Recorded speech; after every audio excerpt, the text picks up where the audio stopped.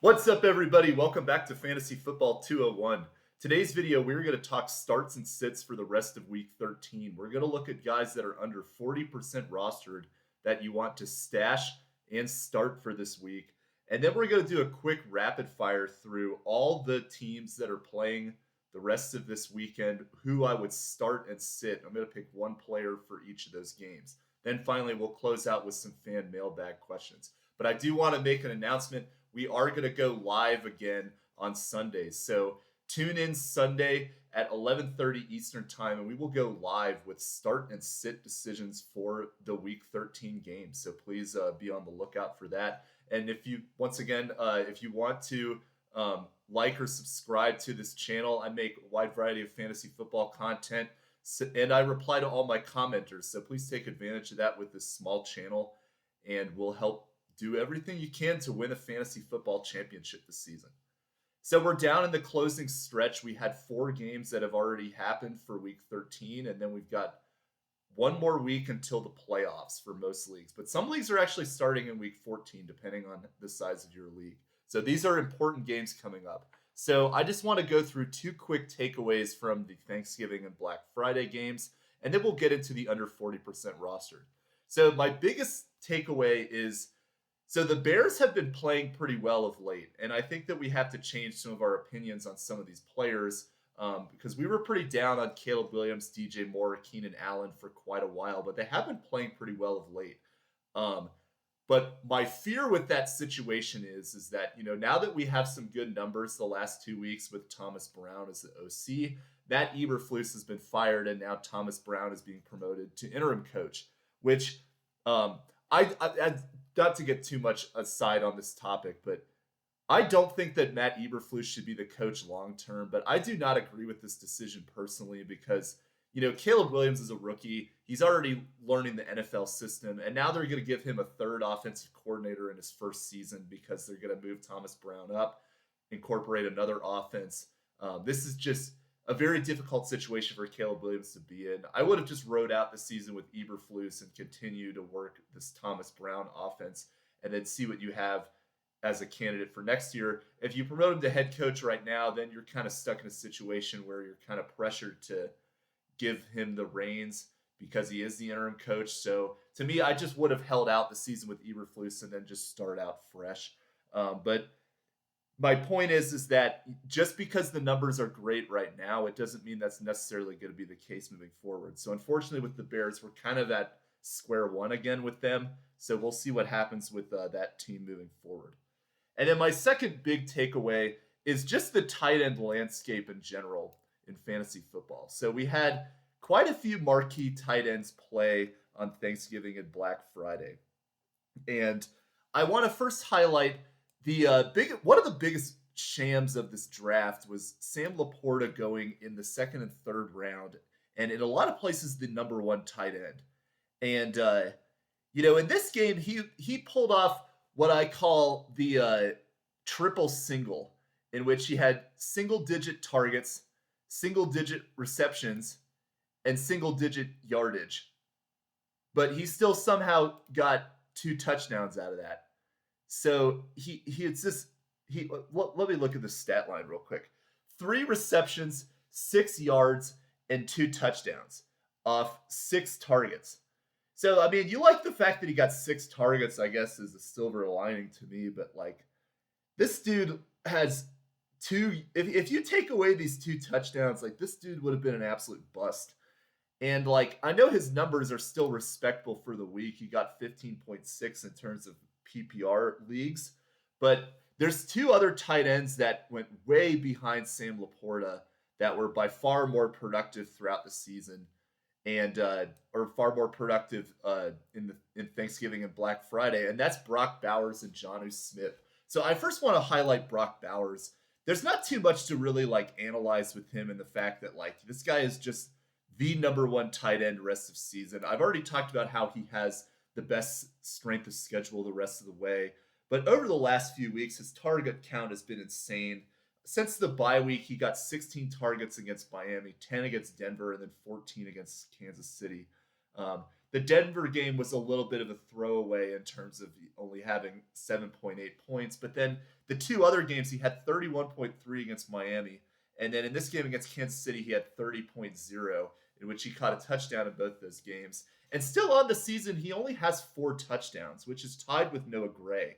So he's the number one tight end, but he's not even really that touchdown reliant. But then you look at this guy's schedule the next couple weeks, and it's just even more juicy. He gets Tampa Bay in week 14, then he gets Atlanta, and then he gets Jacksonville. And then in that fantasy championship, he gets New Orleans, which is a little bit tougher. But at the same time, that stretch Tampa Bay, Atlanta, Jacksonville is about as good as you can get at the tight end position. This guy is just locked and loaded. And the beauty with him is that he was taken in a lot of places in like the 8th or 9th round in redraft leagues. He was probably the tight end 10, I think. I know he went behind Njoku and Ingram, but he was right around tight end 10 in terms of his draft position and has just reaped immense value. I mean, there's a real argument to be made if you're in a keeper league that Brock Bowers has to be one of your top 2 keepers just because next year he's going to be far and away the top tight end in dynasty keeper formats headed into 2025. And then the other guy is Jonnu Smith, who is generally undrafted. And I made a note at the very beginning of the season, if you go back to my way early videos before the season even started in like July and August, where I talked about how Jonnu Smith, there's a world where he could be a sleeper because, you know, this team needs a tight end. They need a short yardage guy, and Jonnu Smith was relatively productive when he was in Atlanta. But I would have never expected this, what he's doing right now. And it's just even more evident right now with this Dolphins team when they're playing in inclement weather that they need to rely on Jonnu Smith. The last 3 weeks, 8, 11, and 11 targets. And then in this game against Green Bay, 10 for 113 and 11. And over the last 3 weeks, he's had over 21 fantasy points in full PPR format. And this guy is another tight end that's just, you got to just lock and load him as a must-start tight end the rest of the way. And I think this illustrates the biggest point among tight ends is that, you know, when you analyze your tight ends for next year, you want to really pay attention to the guys that are getting heavy targets. Because Sam Laporta's numbers were a little bit skewed last year in that, you know, he got a fair amount of touchdowns, but you look at his target share compared to the rest of the team, especially when they got Jamison Williams back, because remember, he didn't play for most of a 2023 season until kind of towards the end, and then Laporta's numbers were kind of a little bit up and down after that. So I think next year you really got to pay attention to those players in terms of their target representation. So I'm going to be really focusing on that in terms of 2025. And definitely Laporta, if this offense stays the same way it is, I mean, I don't really know where I haven't really put a lot of thought, to be honest, in terms of where he's going to go next year, but I imagine that he's probably still going to be a top 5 drafted tight end, and that would just be a huge mistake to me. I would not buy into that hype at all. Go with these guys that are going to give you consistent target counts, and guys like Bowers and Smith are great examples of players that you could get late and have really benefited you this season. All right, now we will go into the under 40% players that you should stash, start, and I'll mention some honorable mentions at these positions as well. Go through quarterbacks, running backs, wide receiver, tight end, and a flex as we've done every week this season. So if you like this content, subscribe to the channel and join us on the live video on Sunday, and we'll talk more in depth on some of these players and your specific start-sit decisions. All right, so my stash for this week, he's 15.5% rostered. It's Derek Carr. So I love this game in general, the New Orleans Saints against the Los Angeles Rams in fantasy, because I think all these options are going to be great. I see this being a very high-scoring game. I think that, you know, Derek Carr getting Los Angeles has actually been a fairly good matchups for quarterbacks the last couple weeks. We've seen guys like Jalen Hurts, Geno Smith have productive games against the Los Angeles Rams lately. And the thing that I like about Derek Carr, too, is that he has a pretty nice schedule the rest of the way as well. He is, so over the next couple weeks after this Week 13 matchup, he gets the New York Giants, then he gets the Washington Commanders, then he gets the Green Bay Packers, you know, which is a little bit tougher, but at the same time, you know, they just gave up a great performance to Tua. So there's a world where Derek Carr could still be productive in that. And then they get Las Vegas in week 17, which is not a good defense. Despite that, although they actually did play well against Kansas City. Um, but the point is with Derek Carr is that he has a nice schedule moving forward. And although I don't really love him as a start necessarily this week, because I think there's just better options for the most part out there, I think he's somebody that should be rostered definitely more than 15.5% because he has a great schedule coming up and could be a very useful tool heading into the fantasy football playoffs. And then my must start at the quarterback position, who is under 40% rostered, just barely under this number. In the same game, Matthew Stafford. So Matthew Stafford is 38.6% rostered, which is just under the cut, but he gets the New Orleans Saints this week, which is 10th ranked against quarterbacks. So it's kind of a tough matchup on paper, but I just really like what Stafford has been doing since Puka and Cooper Kupp have been back. He's been very fantasy relevant, and he's given you some respectable performances. If you take away that game against Miami, his last 5 weeks that he's had both these guys back, he's had 24 points against Minnesota, 17.9 against Seattle, 27.8 against New England, and then 19.2 against Philly. So other than that one week 10 game against Miami, these are 4 performances over the last 5 weeks that have definitely been startable. And I think this is going to continue against New Orleans, playing in a dome.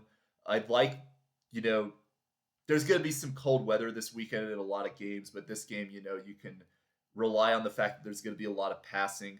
I think that Stafford is going to continue to be a very consistent play for you. And if you're just looking for somebody to put in as a good floor play, that, whether that be super flex or even one quarterback leagues, depending on the situation, let's say you're relying on Brock Purdy and you don't know if he's going to play Sunday night, Stafford is an excellent pivot. And to me, it's somebody under 40% that you can start for this week.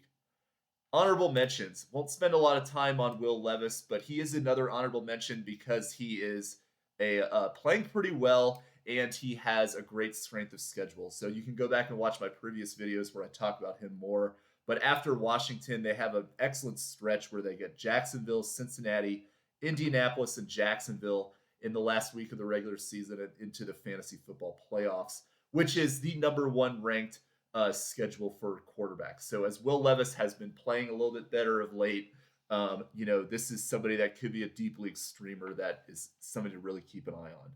And then my other honorable mention, this player has already played, but Caleb Williams has scored 26 points over the last 2 weeks. So like I said, this is a name to monitor heading into waivers. The next week is somebody that, could be another useful option rest of the way. Obviously, you can't pick him up this week, but just somebody to keep an eye on. All right, and then at running back. So in terms of the running back start versus stash, I want to use this as a way to illustrate the players that I have confidence in playing. So in case situations break for them the right way. So the must stash player that I'm going to mention, and this player would obviously become a start should Breece Hall get injured, is Braelon Allen. But Braelon Allen right now, despite the news that Breece Hall may not play in this game, I think that Hall will be fine. But just even though you've got some question marks around him, Braelon Allen is still 22.1% available, which to me is crazy because not only do the Jets have the number 2 remaining strength of schedule rest of the way at the running back position and the number 1 for the fantasy playoffs, but if you consider the fact that, Breece Hall has an injury right now, the biggest knock on Hall is that he hasn't had the full workload because he's been splitting with Allen. Well, guess what happens if Breece Hall is out? Then now Braelon Allen will get everything, which is going to be excellent for players that own Braelon Allen. So what I'm saying is that, it's looking like Breece Hall will play, but at the same time, like Braelon Allen should not be 22% rostered. He should definitely be picked up in all leagues because one, this Jets team is pretty much out of it. And I think that after a while, they might start making some business decisions and, Breece Hall may be like, my knee's hurting. I don't think I'm going to go because, our team's 4-9. and I don't even know if they are 4-9. They're probably worse than that. But it's there. Some of these guys are going to start sitting, especially with these rumors that Aaron Rodgers is now like asking out of the team after he's asked to have everybody that he's wanted traded to him. So, which is just ridiculous. But Braelon Allen should be rostered because in the fantasy playoffs, there's a very real world where he is the starting running back and Breece Hall is sitting, despite a knee injury that may not exactly be, that bad necessarily. But this is a huge lottery ticket for you in the playoffs, and he's somebody that must be stashed. But obviously, if Breece Hall does not play, then I would start him. All right, and then, tough week for running backs in terms of guys that you can pick up and play right now. Some of the injuries have kind of not really worked out necessarily in the way that we were hoping they would. And I'm talking specifically about Jeremy McNichols. But at the same time, I think that Jeremy McNichols, if you're looking at the guys that are under 40% rostered, he to me would be one of the better starts that you can make. So what I like about him is that Washington has typically played a 2 running back system in which both running backs have been productive. Multiple games this season, we've seen production from both Austin Eckler and Brian Robinson, especially of late. That second running back, which Eckler has filled, has gotten involved in the passing game significantly. And Jeremy McNichols is another good pass-catching running back. So he is a player that, to me, despite this matchup with Tennessee being the number 11th ranked defense, I think if you're really in a pinch and you're looking for a second running back to play, I'm expecting Washington should win this game. And I'm thinking that Jeremy McNichols will be able to get enough involvement that he should give you a consistent enough floor to plug in a pinch. He's not one of the better starts that you can make. I think last week with Abdullah and all the bye weeks, I think that was a great pickup start in which you knew he had the number 1 role right in front of him. There's not really guys like that for this week, but if you want to take a swing on a guy that I think that could have a pretty solid game, albeit on limited opportunity, it would be Jeremy McNichols for me. And then an honorable mention. This is even uglier of a play. Jeremy McNichols, by the way, is 9.6% rostered. I didn't mention that, so he's definitely out there in your league. But at 1.5% rostered, Sean Tucker. And I say this because Sean Tucker this week, he's the 3rd running back, and there's very few situations where I would actually want to play him. But the argument to be made is that they're playing Carolina, which is the 32nd ranked run defense. Sean Tucker last week got several goal line carries, and he got a goal line touchdown from the 1 yard line. So it kind of helped inflate his numbers a little bit from last week. But if this team is up by a lot against Carolina, which is very possible, they could bring in Tucker, or they could bring him anyway on goal line carries, and he could have enough touchdowns in garbage time to give you a solid fantasy stat line. We've seen this team have all 3 running backs be productive before, and if there's a time that you want to take a DFS shot on one of these players to, all 3 running backs can be productive, this might be the week against Carolina.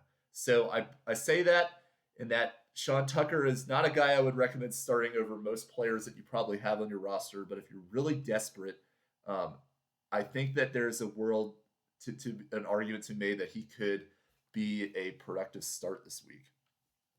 Wide receivers. So my stash for wide receivers. So this player I talked about a little bit last week as well, and his touchdown regression has been crazy in terms of the amount of touchdowns that he's getting versus his targets. Nick Westbrook-Ikhine.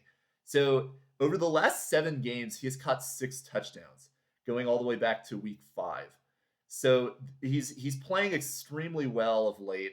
So I really liked his. I believe it's week 6. But Nick Westbrook-Ikhine is playing really well of late, but he's not getting a lot of targets. So this is a player to me that I am not a big fan of the archetype of his player because you are risking a lot on a guy that is getting low targets but scoring a lot of touchdowns. But at the same time, like you look at his target share. And over the last 4 weeks, he's gotten 6 targets, 3 targets, 6 against Minnesota, and then 5 against Houston. So he is getting more targets.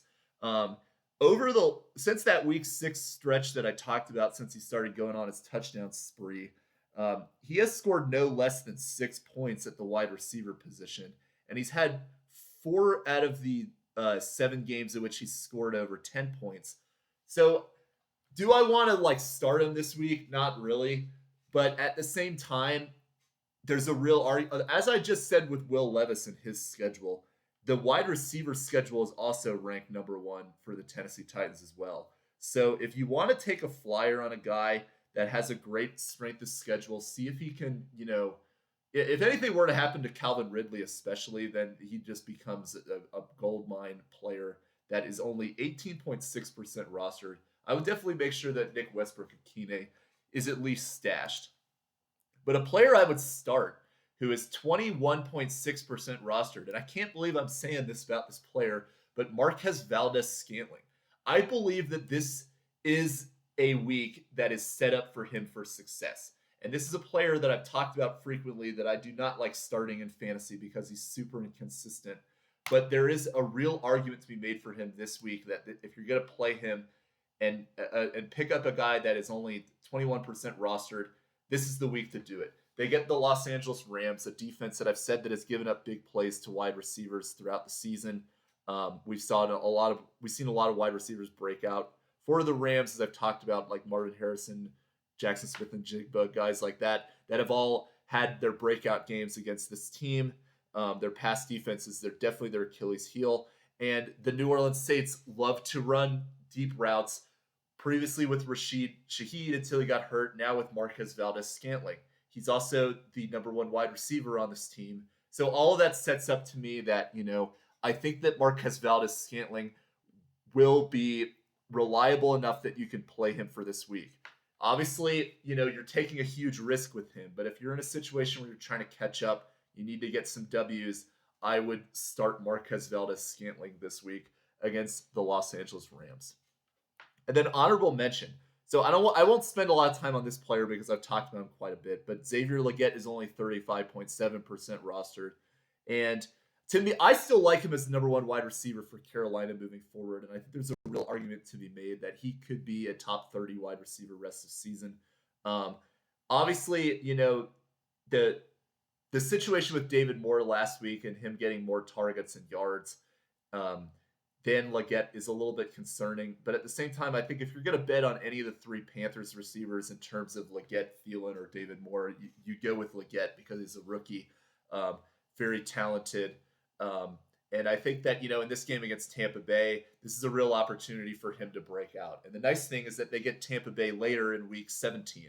So this is another situation where I think if Xavier Legette's out there, I would stash him, but I think that you could definitely start him arguably this week as well, depending on who else you have.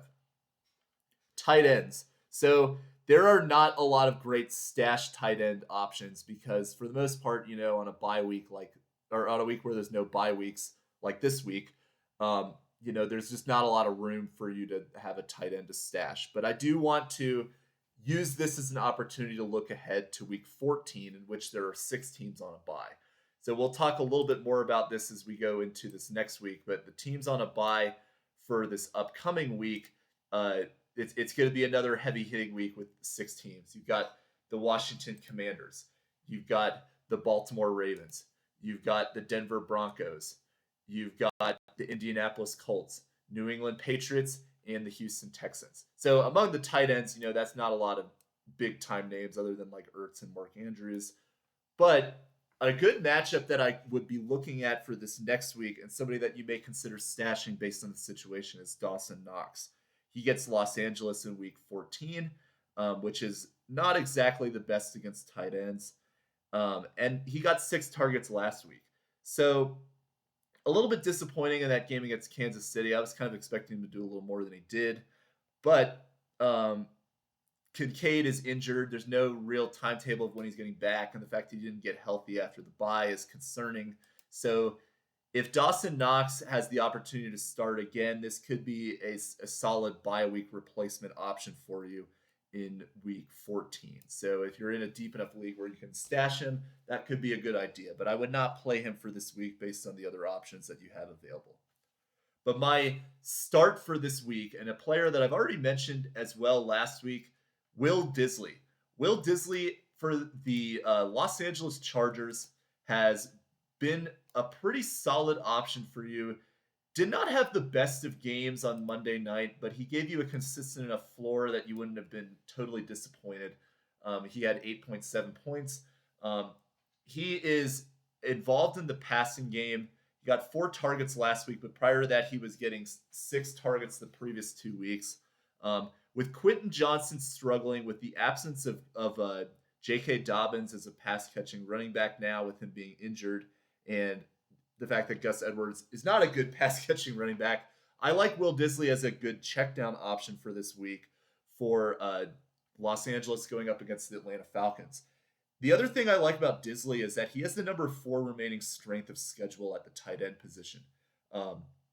Get some great matchups to close the season, including Kansas City in Week 14. So if you're talking about bye week replacements and guys that you can put in, this is an arguable flex play right here to put Will Dissly in against Kansas City. And then they get Tampa Bay in Week 15. So, this matchup against Atlanta may not be on paper the best, but then the next two are probably the 2 worst defenses against tight ends, Kansas City and Tampa Bay. So that's about as good as you can get for Will Dissly. And I think that, based on the role in the offense right now that he has and the matchups, I think he's a great start for this week and a good long-term play that you could use in the first few weeks of the playoffs as well. And then other honorable mention names. So Pat Freiermuth is just outside of this range of this criteria of players I'm looking at. He's 42% rostered. He gets Cincinnati this week, which is 31st against tight ends. So I guess if you're going to mention a team that's worthy of being in with Kansas City and Tampa Bay, it's Cincinnati because they're a terrible defense. But Freiermuth is a solid option. I don't love his volume in terms of the amount of targets he gets. So there's not a lot of players I would really recommend playing him over. But in deep leagues, he is another intriguing option to look at that's just outside of this. And then super gross, but I do want to make the argument for Austin Hooper. So Austin Hooper is 0.7% rostered. And yes, there are very few situations where I would start Austin Hooper, but I would want to bring up the fact that, the targets have been consistent for him, and he's given you a consistent floor over the last 3 weeks. So going back to the last 6 weeks, he's had at least 4 targets in 5 out of 6 games. In the last 3 weeks, he's had 4 targets every week. He caught a touchdown against Miami in week 12. So in the last 3 games, he had 9 fantasy points, 64 yards, 7.5, 35 yards, and then 59 with a touchdown and a total of 15.9 fantasy points. So, Hunter Henry is the ideal tight end to get in this offense, but Austin Hooper is one of those deep league plays that, you can make the argument New England is using 2 tight ends. The Colts are not a great defense. This could be a very deep league tight end play. In most standard leagues where you're in that typical league format where you're hold players to the season and stuff, like there's very few situations where I would recommend Austin Hooper. But in DFS, I think this is a very good play that, if you want to make a dart throw, this could be an interesting option to put out there for you. I just want to bring that up because he's given you a consistent floor and he's less than 1% rostered over the last 3 weeks. Flex players. So I mentioned Noah Brown earlier as well. He is involved as the second wide receiver in Washington. And, Noah Brown to me is not a player that I don't love his consistency. So again, another player I would not really recommend starting in most situations. But for somebody on this, you look at his numbers over the last few weeks, and he's been very involved in this Washington offense. He had 6 for 71 last week on 10 targets, which is one of his better games on the season.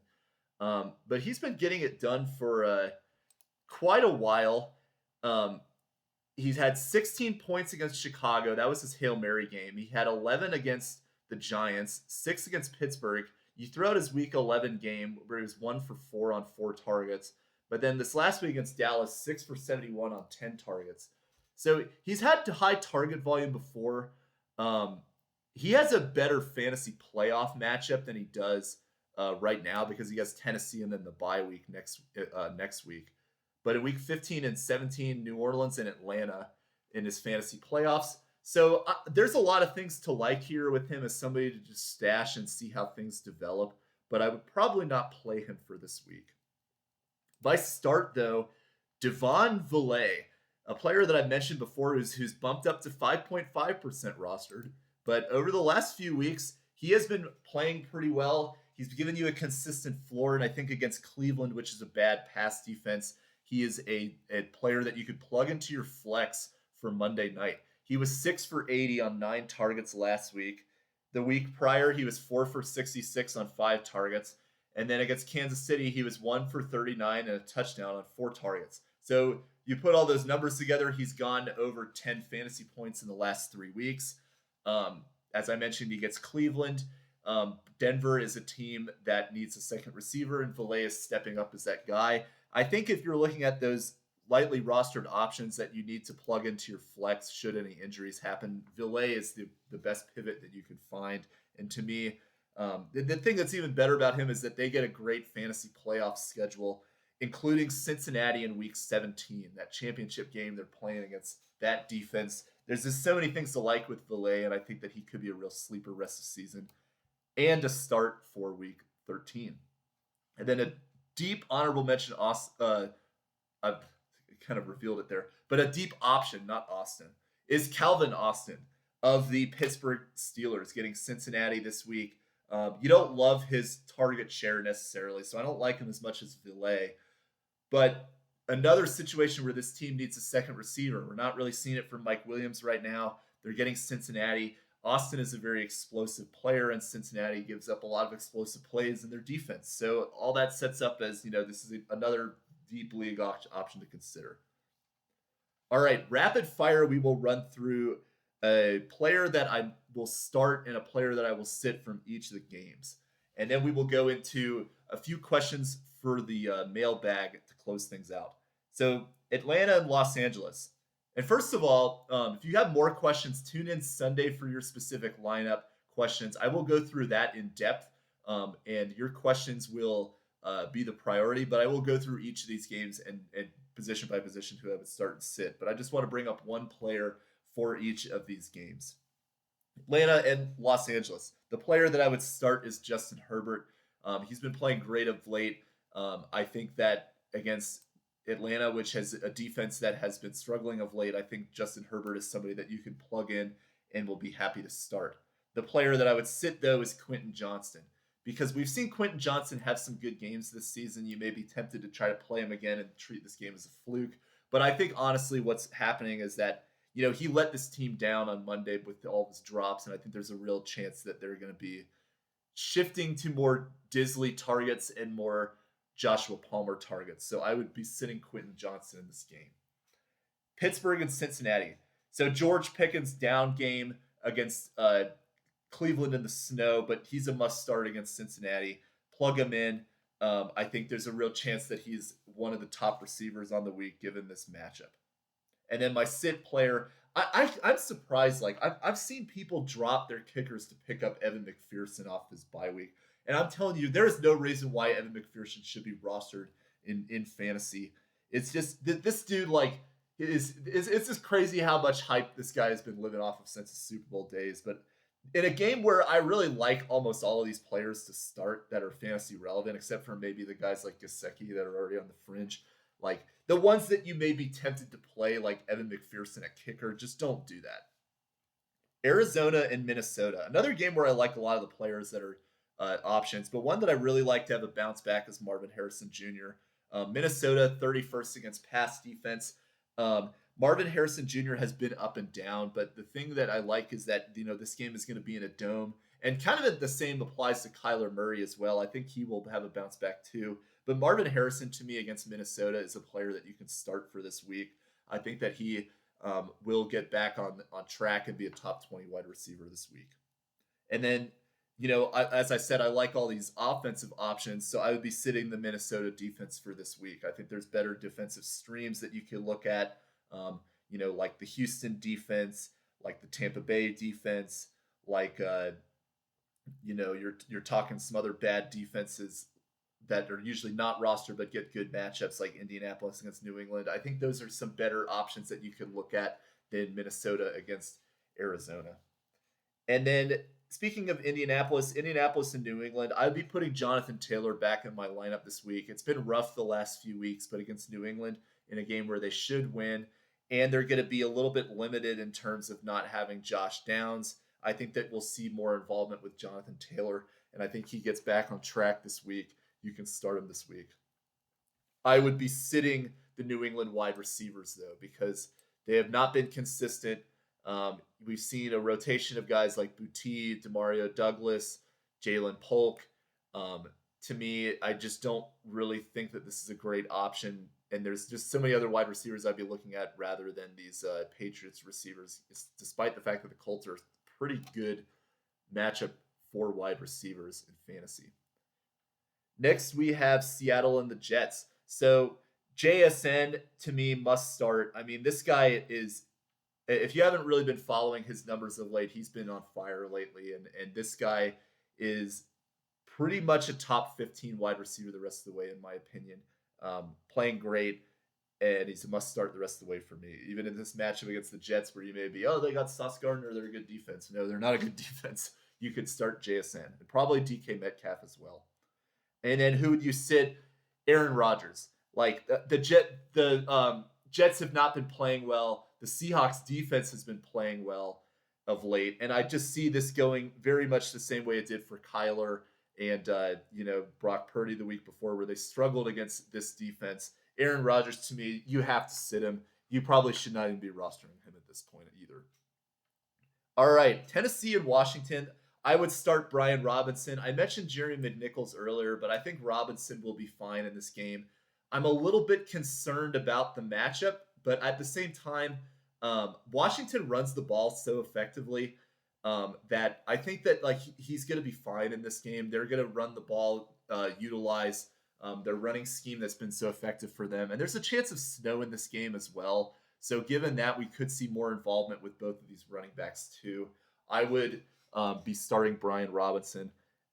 Sid Chigakonkwo, he had that huge touchdown this past week. So if you're just looking at fantasy points and not really the situation, he had one target, one reception that broke away for a touchdown. You cannot rely on that as a reliable tight end. So Sid Okonkwo. Houston and Jacksonville. So Tank Dell is back in my starting lineups. He's had an up and down season, but against Jacksonville, which is probably the worst pass defense, this is a great chance for him to get back on track, and I would be starting Tank Dell. I would be sitting Travis Etienne, though. There's just too many questions with him right now of is he going to be getting the majority of the carries, or is he going to be Tank Bigsby? Is this offense any better after the bye? Is Trevor Lawrence playing, which it looks like he is, but if Mac Jones is there, then it just makes things even worse. But even if Trevor Lawrence is back, I am not playing Etienne until he shows any kind of productivity again that I could put him out there, because he's just killing you if you're relying on him as a starter. All right, the Rams in New Orleans. I've already talked about Marquez Valdez-Scantling, but let's mention Taysom Hill as well as a start. I was wrong about him a few weeks ago, but I think that, right now this team, they need big players. And the way Darren Rizzi talks about him, they want to incorporate him in this offense. And in this game where I'm expecting big plays from both sides, as I already said, I think that Taysom Hill is another player that you could plug in and play at the tight end position for this week. Sit. So do not go as far down as to start Demarcus Robinson. He's had some good games, but I would not be surprised if you haven't followed the news. He got a DUI earlier this week, or at least he was arrested for suspicion of a DUI. I'm not really sure how the reports went after that, but I would not be surprised if there's some kind of disciplinary thing in which they don't necessarily get him involved in this game for team-related issues related to that. So because of that, I think there's a lot of high risk with him that I would not go as far as chasing the Saints matchup to put him in there. All right, Tampa Bay and Carolina, another game that figures to be a good fantasy game. I'm putting Cade Otton back in as a start. I really like him for this week. He had a down week against the Giants, and kind of saw more targets going to Mike Evans. But I think Otton will be back on track. Carolina's not a good defense against tight ends, and I think that Cade Otton will be a must-start tight end for this week. Another player I want to mention that's kind of in the same lines, Chuba Hubbard, is another great start for this week. But sits, Jalen McMillan. I'm kind of surprised his name keeps getting floated around as potential options, but just this is a guy that should not be rostered and should not be played for this week. Philadelphia and Baltimore, another game that should be good for fantasy, but some questions at the wide receiver with given some of these matchups. So I would be starting Zay Flowers despite the potential matchup with Quinion Mitchell. I think that Zay Flowers will be fine. He's getting a lot of involvement in this offense. He's their top wide receiver. And I think that with a lot of improv plays that you see from Lamar Jackson, there will be chances for Zay Flowers to get open, even if Mitchell is going to be guarding him. So I think Zay Flowers is in play for this week. There is a little bit of risk with that, as we've seen a lot of up and down performances from him, but I'd be confident playing him. If Devonta Smith plays, though, I would be sitting him. We've seen some down performances from him for the last 2 weeks that he played, and then he was injured, and he's still injured right now. The thing is that since this is a late game and you've ran out of a lot of options at this point, and there's also a chance of snow in this game as well. I think that there's just too much risk for me to potentially put Devonta Smith out there. I would not be doing that. I would be leaving him on the bench even if he does play. All right, San Francisco and Buffalo. This is another game where there's a chance of snow. And because of that, I like Christian McCaffrey as a player you could start. Buffalo has struggled against running backs throughout the season. We've seen a lot of running backs play well against them despite the team being 9-2. I'm not really confident San Francisco is going to be competitive in this game. But at the same time, I think that Christian McCaffrey should be reliable. I think they're going to get back to the bread and butter of what's made them so successful and get the ball to Christian McCaffrey. Sit. There is absolutely no circumstance where I'd be playing Amari Cooper right now. I am surprised just looking at this guy's roster percentage that's still north of 80. Because this guy, man, is just such a disappointment at that position throughout the season, even after getting traded to Buffalo. No circumstances whatsoever that I'm playing Amari Cooper. And then Cleveland and Denver to round things out. Bo Nix, put him back in as a starter this week. He's playing great. He gets Cleveland. So hold out for Monday night to make sure that Bo Nix is in your starting quarterback position.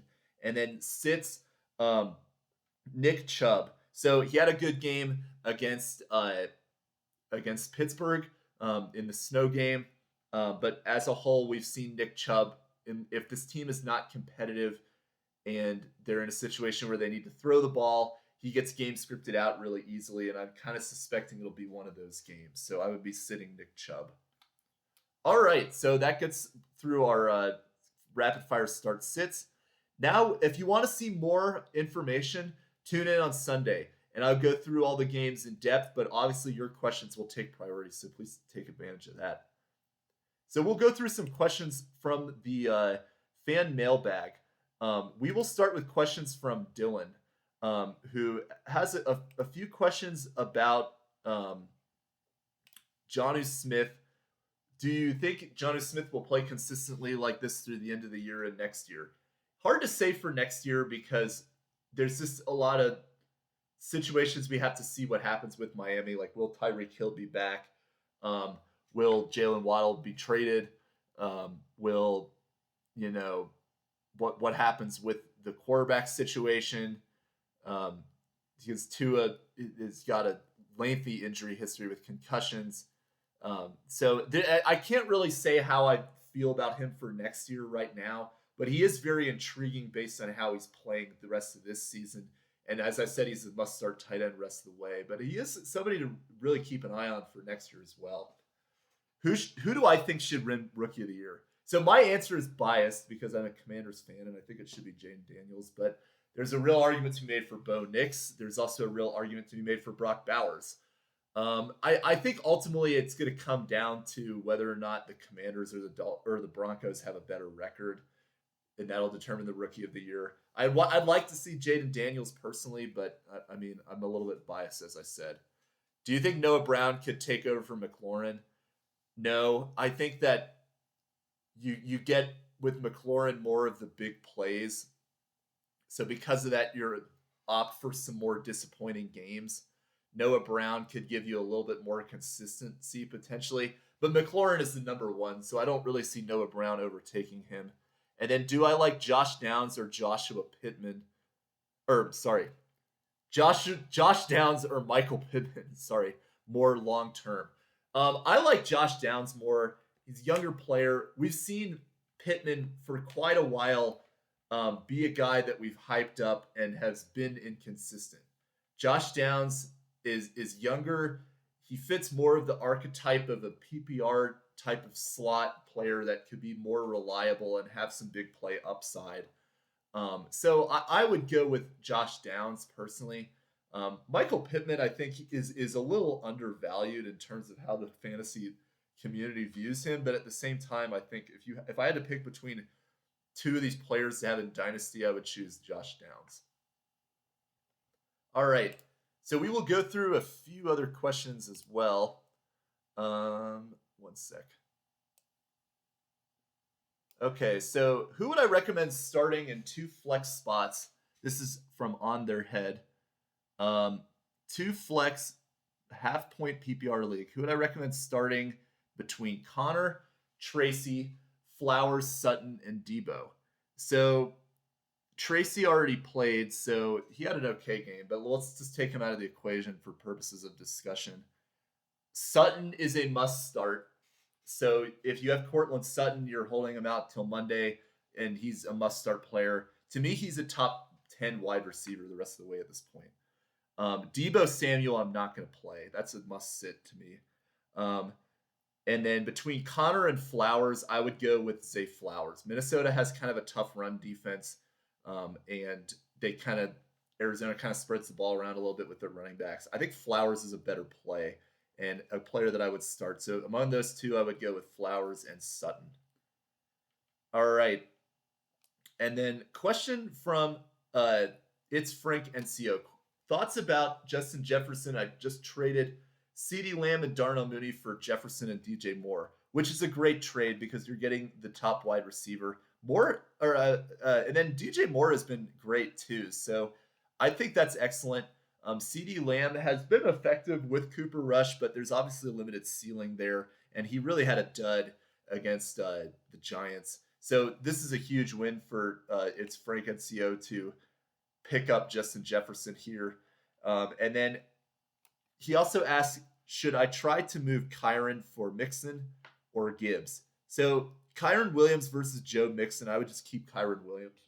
I think that, Mixon has a bye. So that's, to me, a little bit of a concern in that, you're trading for a player that's not going to be available for you one of the weeks. So keep Kyron Williams. But if you can get Jahmyr Gibbs, I would still do that, despite the fact that they had a down week.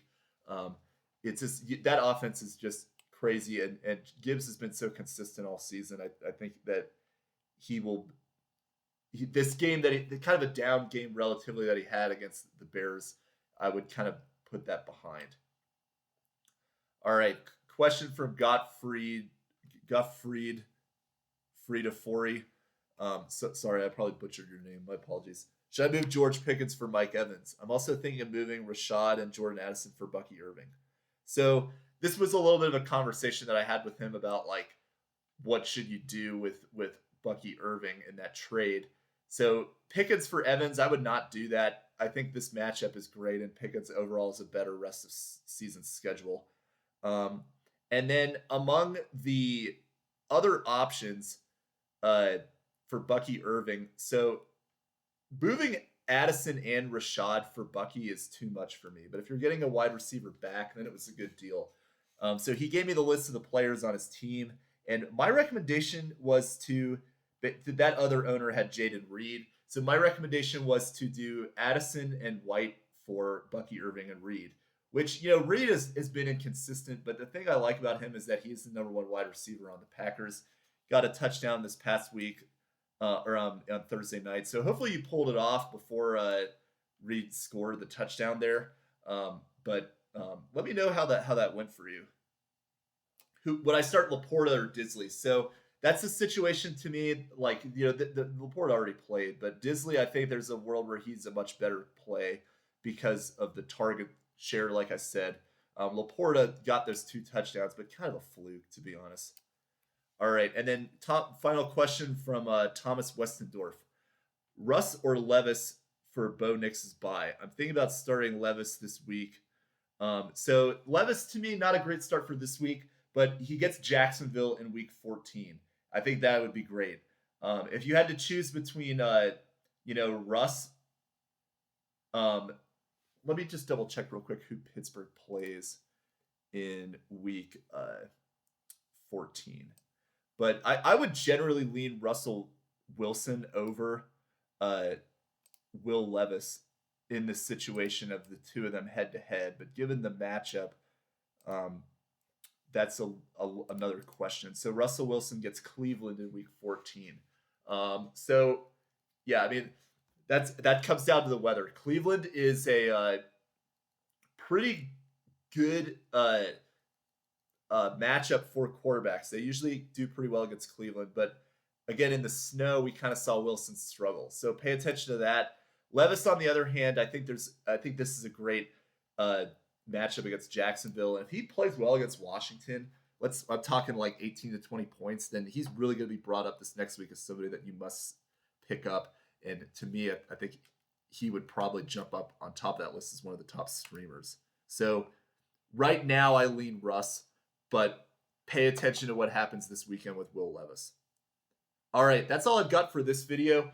Thank you for all those who have commented and keep this community going with great feedback and questions for the show. And tune in tomorrow on Sunday Live. We will answer your questions. So tune in 11:30 Eastern, and we'll do everything we can to help you win a fantasy football championship. All right, we'll talk to you guys next time. Have a good one. Bye.